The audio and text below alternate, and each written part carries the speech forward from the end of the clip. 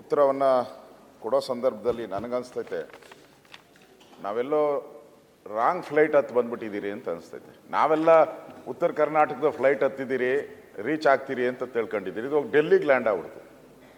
ಪೂರ್ತಿ ನಾವು ಕೇಳಿದ್ದು ಏನೇನು ಪ್ರಶ್ನೆಗಳನ್ನು ನಾನು ಕೇಳಿದ್ದೆ, ಸುಮಾರು 11 ಪ್ರಶ್ನೆಗಳನ್ನು ಕೇಳಿದ್ದೆ ನಾನು ಮುಖ್ಯಮಂತ್ರಿಗಳಿಗೆ. ಯೋಜನೆಗಳ ಹೆಸರು ಹೇಳಿದ್ದೆ ನಾನು, ಮತ್ತು ಎಲ್ಲೆಲ್ಲಿ ಇಂಡಸ್ಟ್ರೀಸನ್ನು ತರ್ತೀರಾ ಅಂತ ಹೇಳಿದ್ದೆ. ಅದಕ್ಕೆ ಒಂದಕ್ಕೂ ಉತ್ತರ ಕೊಡಲಿಲ್ಲ ಅವರು. ಸೀದಾ ತಗೊಂಡೋಗಿ ಡೆಲ್ಲಿಗೆ ಲ್ಯಾಂಡ್ ಮಾಡಿಬಿಟ್ರು ಫ್ಲೈಟು. ನಾನು ಹಿಂದೆ ಒಂದು ಕತೆ ಹೇಳಿದ್ದೆ, ಮತ್ತೊಂದು ಸರಿ ಸುಮ್ಮನೆ ಹೇಳ್ತೀನಿ, ಜಾಸ್ತಿ ಟೈಮ್ ತಗೊಳಲ್ಲ. ನಾನು ಎಕ್ಸಾಮ್ಗೆ ಹೋಗ್ಬೇಕಾಯ್ತು, ಪ್ರಬಂಧ ಸ್ಪರ್ಧೆ. ಅದರಲ್ಲಿ ನನಗೆ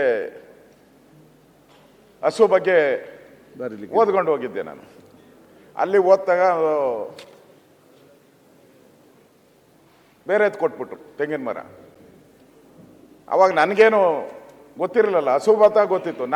ನಾನೇನು ಮಾಡಿದೆ, ಆ ತೆಂಗಿನ ಮರಕ್ಕೆ ಹಸು ಕಟ್ಬಿಟ್ಟು ಬರೀ ಹಸು ಬಗ್ಗೆನೇ ಮಾತಾಡೋಕ್ಕೆ ಶುರು ಮಾಡಿದೆ. ಯಾಕೆಂದ್ರೆ ನಾನು ಓದಿರಲಿಲ್ಲ.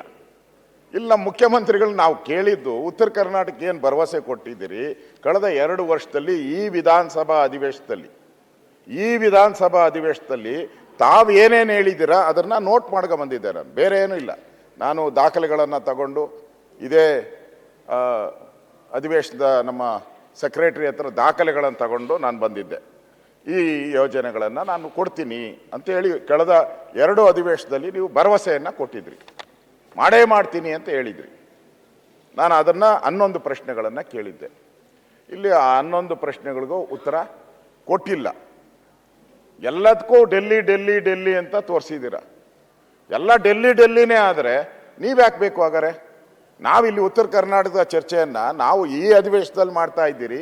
ಯಾಕೆ ಈ ಅಧಿವೇಶನದಲ್ಲಿ ಮಾಡ್ತಾ ಇದ್ದೀರಿ ಅಂದರೆ, ಇಲ್ಲೊಬ್ಬ ಮುಖ್ಯಮಂತ್ರಿ ಇದ್ದಾರೆ, ಇಲ್ಲೊಬ್ಬ ಫೈನಾನ್ಸ್ ಮಿನಿಸ್ಟರ್ ಇದ್ದಾರೆ, ಅದಕ್ಕಿದೆ. ಎಲ್ಲ ಡೆಲ್ಲಿನೇ ಅಂದಿದ್ರೆ ಅಲ್ಲೇ ಹೋಗ್ಬೋದಾಯ್ತು.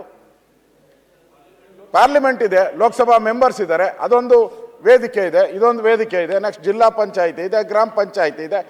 ನಾವು ಗ್ರಾಮ ಪಂಚಾಯಿತಿ ಕೇಳೋದು ಜಿಲ್ಲಾ ಪಂಚಾಯಿತಿ ಕೇಳೋಕ್ಕಾಗಲ್ಲ, ಜಿಲ್ಲಾ ಪಂಚಾಯಿತಿ ಕೇಳೋದು ಅಸೆಂಬ್ಲಿಯಲ್ಲಿ ಕೇಳೋಕ್ಕಾಗಲ್ಲ, ಅಸೆಂಬ್ಲಿದು ಪಾರ್ಲಿಮೆಂಟ್ ಆಗಲ್ಲ.